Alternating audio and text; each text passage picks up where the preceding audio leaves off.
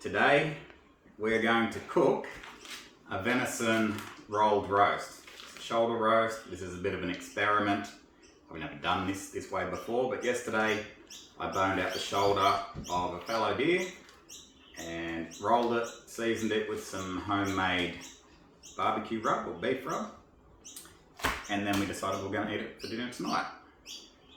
Also have some lard here, lard which was rendered down from a deer as well. These are the things that you need if you want to make this meal exactly the same. Don't have to make it exactly the same, but here are all the things you need. You may not need a bullet. I used a bullet, but if you can find some venison some other way, that'd be great. Or if you've got a hunter friend, if you ask him really nice, or buy him a rifle, he might even get you some venison. Okay, we have brown onions, a green chilli, some garlic, continental parsley, this is for later, carrots, mushrooms, 2 boxes of beef stock, real stock. They had one in the supermarket today. It was a beef style and it was vegan friendly. We have some thyme, did I say that? And we have some Chateau de Cardboard. Just some cheap wine to cook it in as well. What we're going to do, we're going to sear the outside of the roast on the grill. You could do it in a pan, but I want to make sure it's nice and hot so we get a nice sear on the outside of that roast before it goes into the slow cooker. I will start putting some of the liquid in the slow cooker now to get it up to temperature so that when I sear this and put it in there, it's not shocking it. Like I said, it's the first time I've trussed or rolled a roast myself. Looks a little bit rough, but it's not too bad. What we're going to do is just use some paper towel to take a bit of that moisture off and get it nice and dry before we put it on the grill.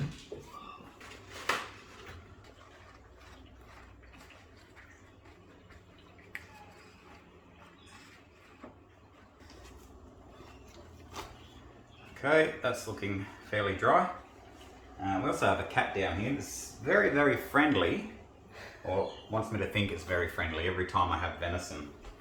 Fun fact about cats, if a cat could text you, it wouldn't. Okay, so we'll turn on our slow cooker.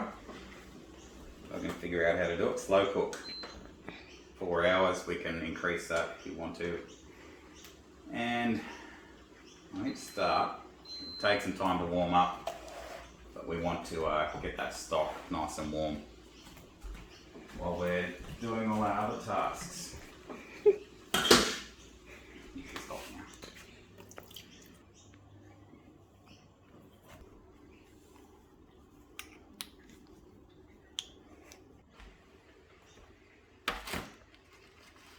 Just throwing a little bit of thyme.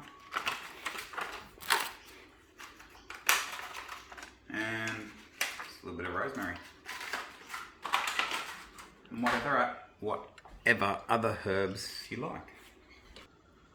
So the leaf lard is rendered down from the fat of a deer in this case.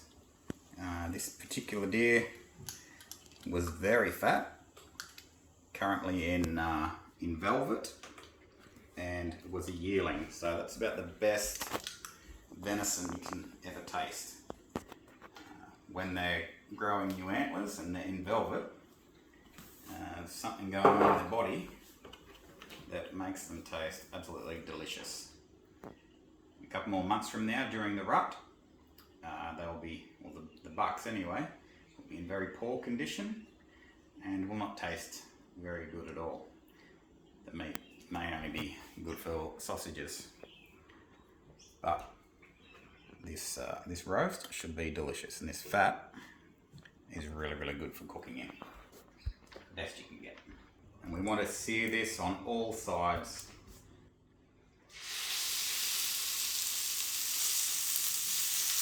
If you see a recipe that calls for browning the meat, It doesn't mean just put it on there for a couple of minutes till it changes colour. You really want to sear it so the meat caramelizes and even goes a little bit crispy. That way it intensifies all the flavours and it'll go right through the whole meal when we put it in the slow cooker. You really want to give it about 5 minutes on each side so you can really get a nice sear, nice caramelisation on that.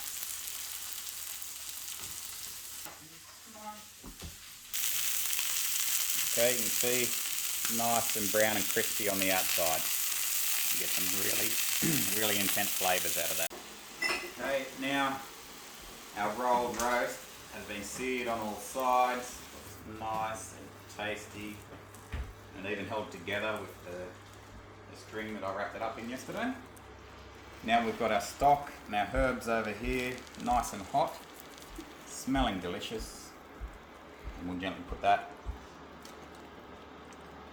in the crock pot. And I'll show you what we're going to do next. So squash your garlics. Helps release all that flavour.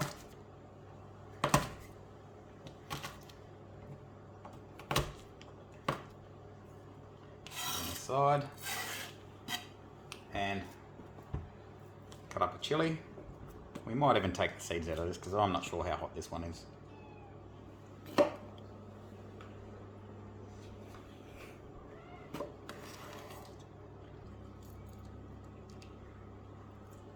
That's quite a few seeds in it. I'll give those to the cat in a minute. Another fun fact about cats.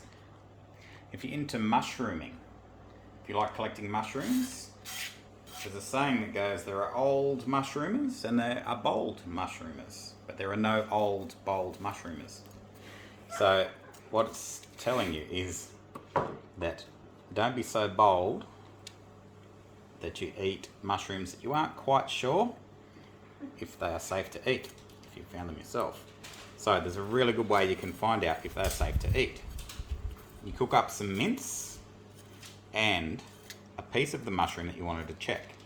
And you put that mushroom in with the mince and you feed it to your cat. If your cat doesn't die, then it's safe to eat the mushroom.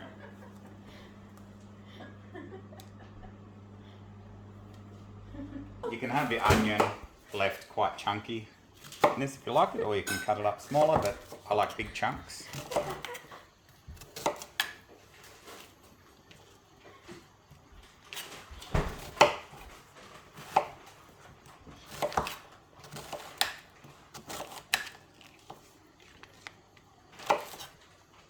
Okay, we better go and heat up that pan.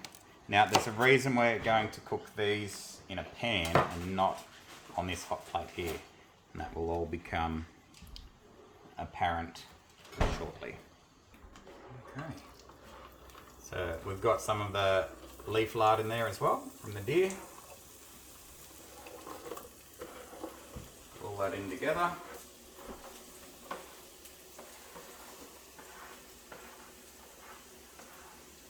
Now the reason we put that in the pan and not just throw all of this straight in the slow cook with everything else is so that we can do like what we did to the meat. We can brown it and we can get some caramelisation there on all of these aromatic vegetables, and it will really bring out the flavours more. And there's another little trick I'll show you shortly. Cut.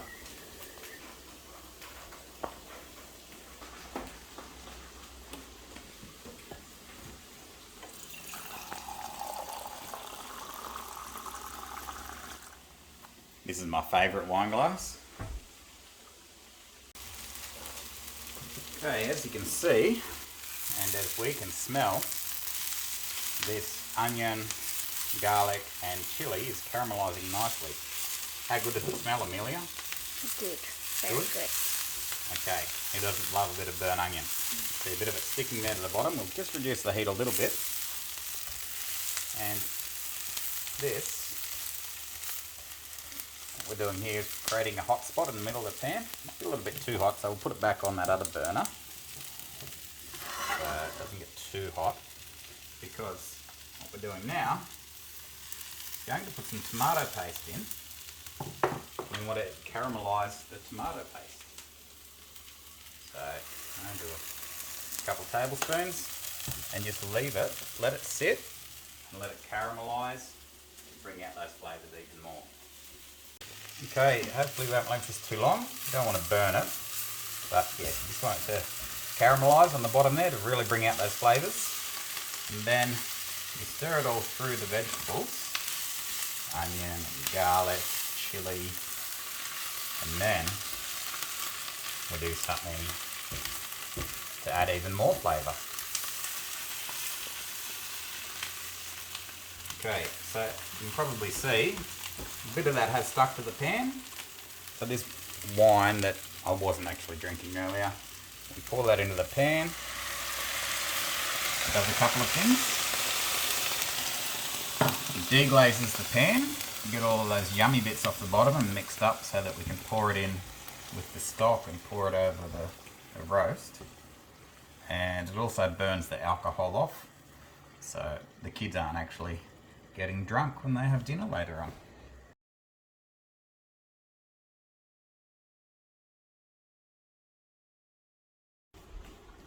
We have a mixture of red wine, onion, garlic, chilli and tomato paste going in. Don't spill it, Josh. Try and scrape up all the bits that are stuck to the bottom of the pan because they're all packed with flavour. So here we have our carrot and mushrooms. I have checked, these mushrooms are safe to eat. I cooked up one and gave it to the cat, and the cat is still alive. So they're safe for us to eat. But we're not going to put them in right now because we've still got a few hours to cook in the slow cooker. And we don't want these to go all soft and mushy and just go to the bottom of the stock pot.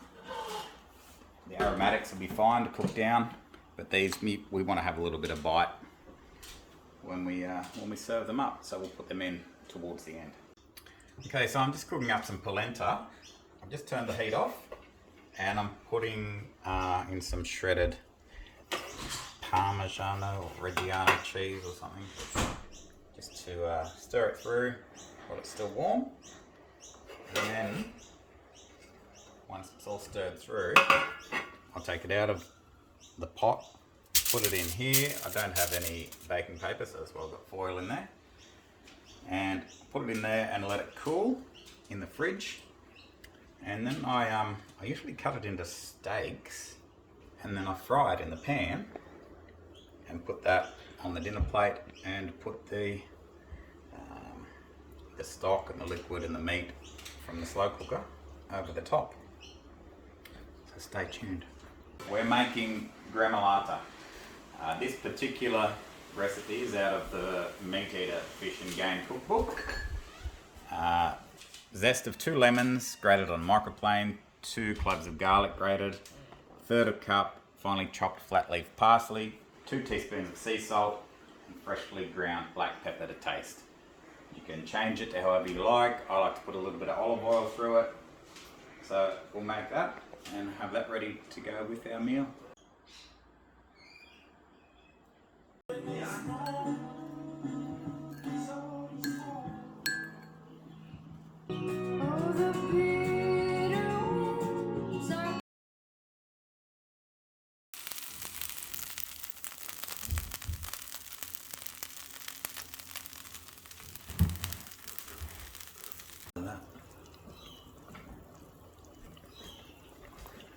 Okay, let's see if we can find this roast. It's still tied together.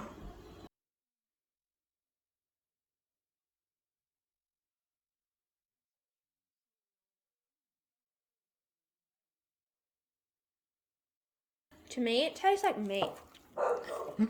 Meat? You're joking. No way. Yes, right. Yummy. Let's get a little clip of this cat. We're eating cat. This is our polenta, which we've fried And devour. on the grill. here we have our, what is it? Meat. Meat. A venison shoulder. Deboned and rolled. And slow cooked, as the kids like to call it. Meat flavoured water. Then we have the gremolata, which should be on the video of how we made that. That's our garnish or condiment. Let's get a close up of that. And take a photo as Small well. portion. That'd be a good thumbnail. I will also be able to See? Are you serious?